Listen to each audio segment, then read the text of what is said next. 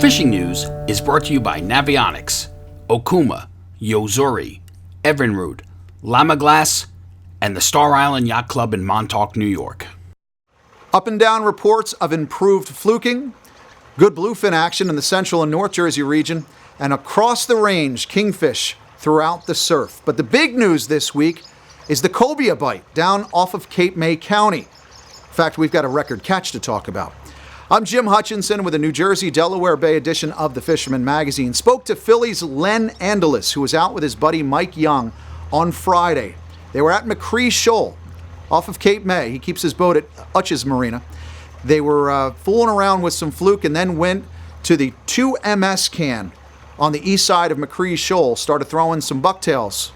Actually threw one time. Bucktail with a sluggo attached hit this 90.6 pound cobia, which is a pending state record. If you see a lot of folks out there throwing bucktails at that particular buoy, you know why. Folks have been all over that site this week. In fact, a lot of folks were on that site beforehand. A lot of guys who know what they're doing are looking for cobia, maybe even some king mackerel or some mahi out at those sea buoys. Just as many had been fishing that particular buoy with live eels, peanut bunker, live spot, bucktails, but the sea buoys are always worth a sniff, especially if you're first there in the morning, or as Len found out, sometime late in the afternoon. But we had several good reports of cobia catches. Len's pending state record was brought into South Jersey Marina. William Long here, he hit a 72-pounder at McCrie Shoal as well. Here that was taken on a spoon. Weighed that one in at Sterling Harbor Bait and Tackle in Wildwood. The folks at M3 Tackle tell me they had word of a 68-pounder caught on one of their spoons. Now, we've got details on Len's significant catch coming up in next week's edition of the Fisherman magazine. You subscribers know that. You're getting a weekly edition, all the details and that cover photo of Len's good fish next week. But definitely cobia worth a look. As for the fluking, which is where Len started out last week, starting in the north, we find out those late summer doormats are getting active in the channels. A little bit, depending on tide and current. We've been talking about that for a couple of weeks. Ocean water temperatures have been kind of weird, fluctuating. Up at the top, they're pretty warm, but down below, they've been cold. Colder, anyway. But we do know that we're going to be getting those deep water doormats in the Raritan along Ambrose and Chapel Hill Channel, so definitely look at that. Phil at the tackle box told us that Ken Peters had a 10-pounder over the weekend aboard the Elaine B. Definitely the doormat grounds when you're looking in Jersey. Bob Matthews, Fisherman's Den in Belmar, he told us this week that, quote, there are signs of larger fish moving around. He said 5 to 10 pound range. He said Jenna Murphy had a 6-pound 5-ouncer in 35 feet of water, fishing with salmon belly. Probably work. I've heard about that being soaked in the finessence or bunker oil for years. Of course, you've got that red salmon gulp as well. Bob also said Spanish mackerel over at the inlet. Jetty jocks are casting at them and loading up when they can. Got an email from John Kelleher this week. He said he's been fishing primarily at the Axel Carlson, but last Saturday he spent the entire day on the Manasquan Reef, and for good reason. First fish of the day was 22 inches. Another half hour, he had a second fish over 21. By the end of the day, had his first limit with a third right at 18 inches. He said his father had caught another 21-incher, and they had their best day with 4 keepers, caught a legal sea bass just as well. Now, John told me the drift was slow. They only moved the boat once with the wind blowing west to east. Picked fish the entire 4.5 hours they fished. Wound up catching a total of 20 fluke in that time. We're hearing lots of catches, not so much on the keepers. Another bonus at fishing Manasquan, he said, was they did not have those sea robins they had problems with at the Axel Carlson. But he told me he's going to be back at the Manasquan Reef this Saturday, bright and early as expected. I told him if we let people know, we might have some customers along the side of him. Gregory Sola here, he fished with his papa last weekend before heading back to college. 20, 22, and 26 inches, fishing at the Barnegat Light Reef. It's a good sign. That structure is definitely doing it. I sent my own daughter off to college on Monday. We got out a little bit on Friday. It's that time of year where the kids are getting ready to go back to school. High school in a few weeks, college now. Take advantage of those opportunities you have. Meanwhile, Carol Ann Palmer from Jingles in Beach Haven took a day off on Friday, was fishing behind Beach Haven for this nice keeper. And we're finding out there's a lot of nice mullet in the back. You know, that bait starts to funnel out of the creeks. So all that mullet, those finger mullet that we're seeing in the back, It's a good indication where you're going to find some stripers on the creek mouths, definitely some fluke, and hopefully that shapes up for a good fall run as well. Moving farther south, Jim Maher. He had his son Sean and his grandson Tyler out at the Ocean City Reef for a mess of fluke to 5 pounds. So we know there's fish out there at that structure. The ocean structure, the reef sites. Farther south into Cape May and Delaware, the old grounds. Tony Van Sant of Lewis, he checked in with a 7.7 pounder on the structure at Lewis Harbor over the weekend.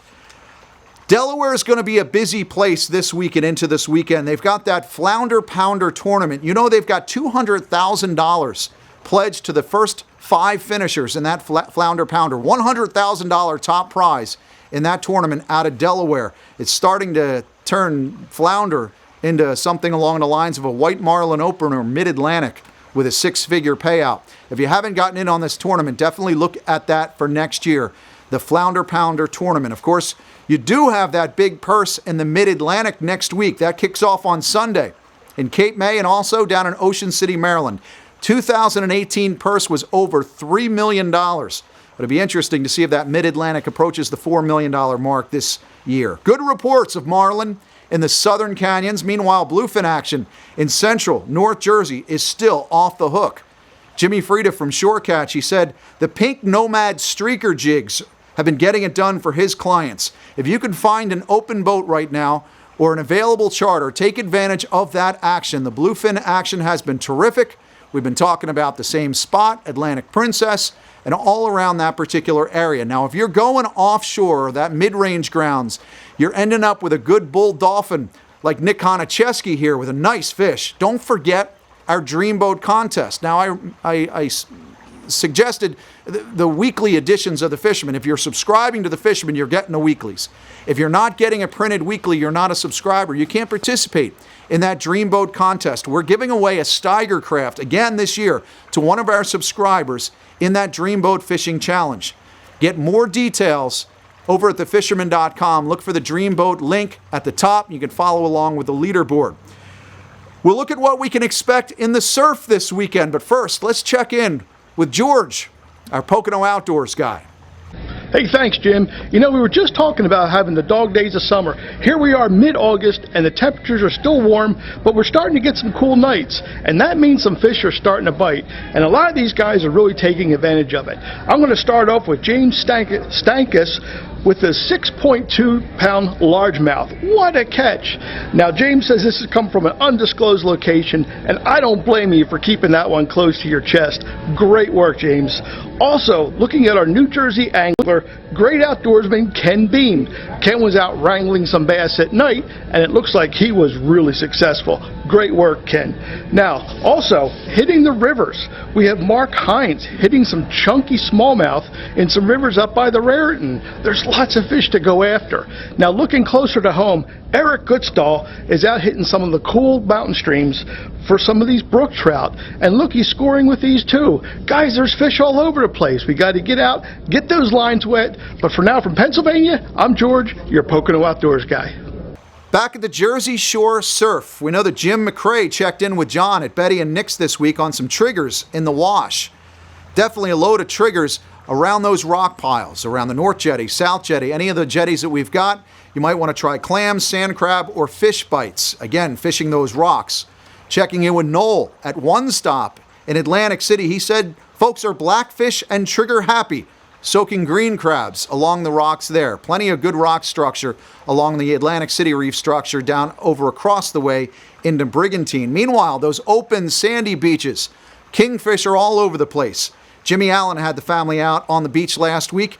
You might want to try high-low rigs, go with those smaller hooks. Again, clam, fish bite strips, and of course, sand crabs. You want to dig a couple of sand crabs, you can score some of those kingfish in there as well. Now, I would expect we'll start seeing a few more pompano catches along the Jersey Shore. We start to get them this time of year, every year.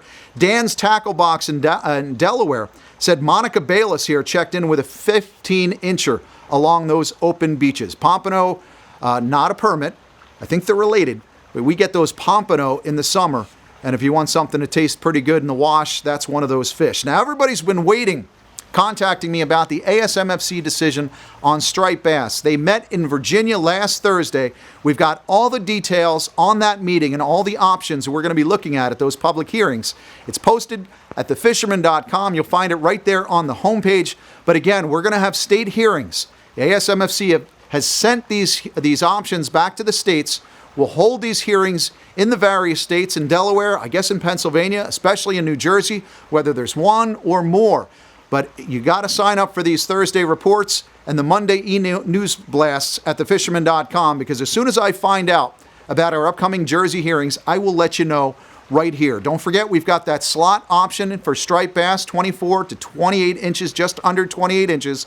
That's the commercial harvest that's not used in New Jersey. You want details on that, go find it at the Division of Fish and Wildlife. Again, you'll also find information at thefisherman.com. That bonus season starts September 1st, independent on what kind of decisions are made on striped bass. But it's 2020 when we're going to get a 2020 update on striped bass. We're still going to keep the same regulations until then. Catch them up this weekend. We'll check in with you again next week right here at thefisherman.com. Win the incredible Steigercraft Evinrude Lowrance Grand Prize Boat Package and more in the Fisherman's 2019 Dream Boat Fishing Challenge. Get the details now at thefisherman.com.